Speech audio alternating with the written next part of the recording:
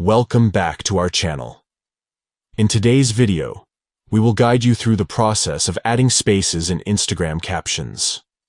By following these simple steps, you can format your captions with desired spaces and line breaks. Let's get started. Step 1. Open your phone's note app such as Notes app, Microsoft Word, or Google Keep. Step 2.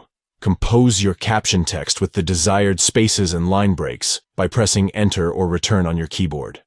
Step 3. Copy the formatted caption text. Step 4. Open the Instagram app on your Android device. Step 5. Tap on your profile picture located in the bottom right corner to go to your profile. Step 6. Tap the plus icon to add a photo or reel and tap Next. Step 7.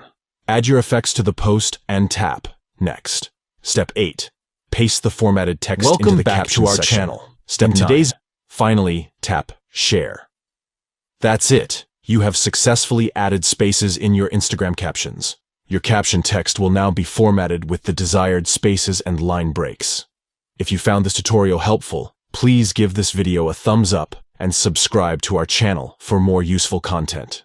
Don't forget to hit the notification bell to stay updated with our latest videos. Thank you for watching, and we'll see you in the next one.